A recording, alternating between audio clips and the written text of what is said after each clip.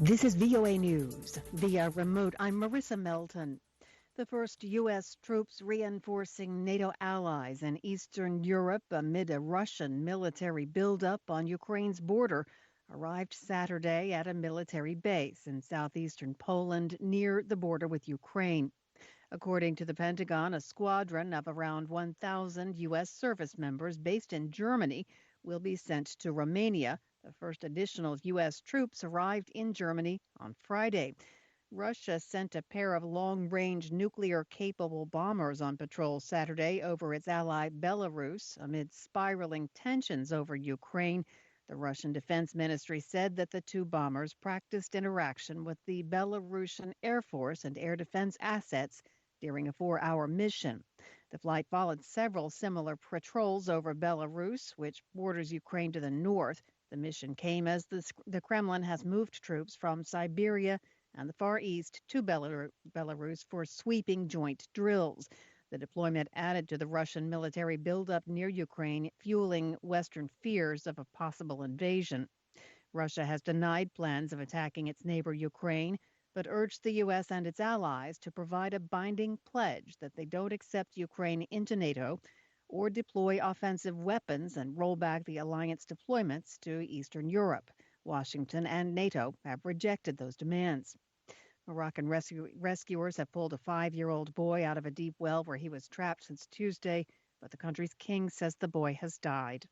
An Associated Press reporter at the scene Saturday evening saw the boy wrapped in a yellow blanket after he emerged from a tunnel dug specifically for the rescue. More on that and all the stories we're covering at our website, voanews.com. This is VOA News. Pakistan announced Saturday it had killed 20 separatists to end a bloody 72-hour siege at 2 army bases in southwestern Baluchistan province. At least 9 soldiers, including 2 officers, were also killed, while 6 others were wounded in the standoff, which erupted on Wednesday night in remote Nushki and Panjshir districts of the province.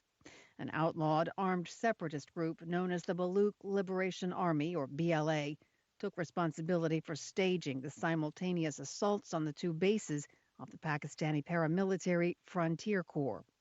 Officials said the ensuing shootout in Nushki lasted almost 24 hours before all 9 heavily armed assailants were killed, while security forces lost 4 personnel. 4 people were hurt when a bomb exploded at a busy market in the city of Beni in the Eastern Democratic Republic of Congo, according to police. It comes days after the U.S. Embassy in the capital, Kinshasa, warned of a possible attack. Local police said they were looking for the suspected bomber after the blast in a region where Congolese and Ugandan forces have launched a campaign against suspected Islamists.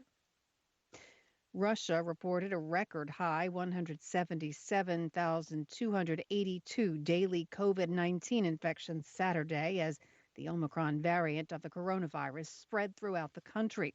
Despite the surge, Russia's consumer health watchdog said Friday that the government would loosen some of its containment measures beginning Sunday, saying the requirements have lost their reasoning because of Omicron. As of Sunday, Russians will no longer need to self-isolate after contacting those people infected, after coming in contact with those infected with COVID-19. Turkish President Tayyip Erdogan said Saturday that he and his wife have tested positive for the Omicron variant of the coronavirus. He said they were tested after showing mild symptoms. He said he would continue his work from home during their recovery.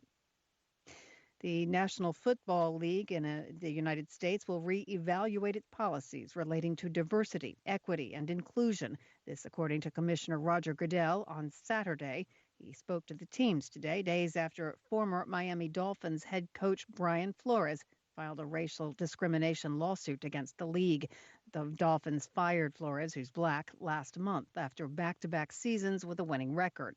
Flores says the firing was emblematic of the treatment of black coaches who comprise a fraction of team staff positions, while 70% of NFL players are black. Via remote, I'm Marissa Melton. You're listening to VOA News.